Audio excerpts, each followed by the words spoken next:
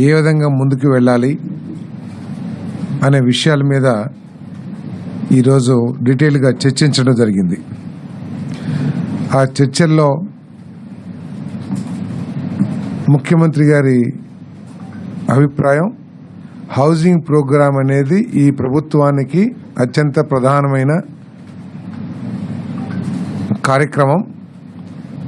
2029 కల్లా అర్హులైన ప్రతి పేదవాడికి ఇల్లు సమకూర్చాలనే లక్ష్యంతో పనిచేయాలని చెప్పేసి మాకు నిర్దేశం చేయటం జరిగింది.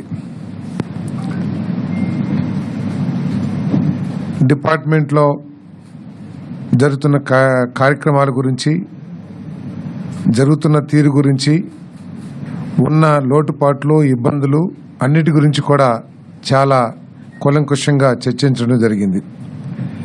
మరి ఈ సమావేశం ప్రకారం రాబోయే 100 రోజుల్లో, అంటే అక్టోబర్ 100 రోజుల్లో 1,25,000 ఇల్లుని పూర్తి చేయాలని చెప్పేసి లక్ష్యాన్ని నిర్దేశించడం జరిగింది.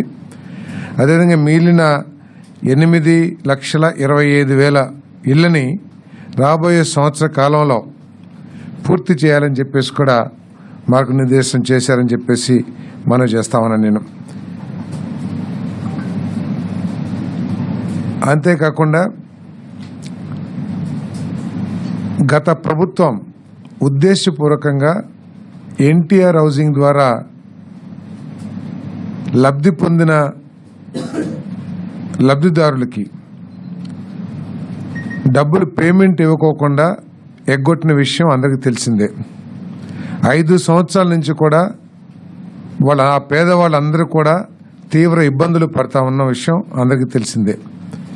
ఏ ప్రభుత్వం అయినా సరే గత ప్రభుత్వం చేసిన మంచి కార్యక్రమాలని కొనసాగించాల్సిన నైతిక బాధ్యత ఉన్నప్పటికీ కూడా కేవలం కక్షపూరితంగా తెలుగుదేశం ప్రభుత్వం శాంక్షన్ చేసిన ఇల్లు కాబట్టి వాళ్ళకు ఇవ్వకూడదనే ఏకైక ఉద్దేశంతో పూర్తిగా ఇల్లు పూర్తి చేసిన వాళ్ళకు కూడా డబ్బులు ఇవ్వకోకుండా నిర్లక్ష్యం చేసిన విషయం మనందరికీ తెలిసిందే.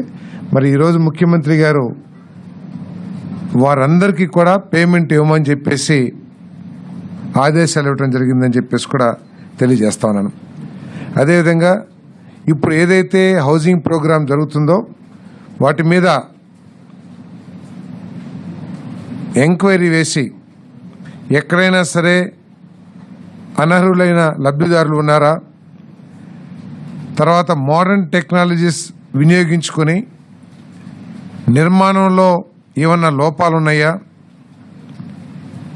పేదవాడికి నష్టం జరగకోకుండా అన్ని విషయాల్ని కూడా పరిశీలించమని చెప్పేసి కూడా ఆదేశించడం జరిగిందని చెప్పేసి నేను మనవి చేస్తా ఉన్నాను నేను. అంతేకాకుండా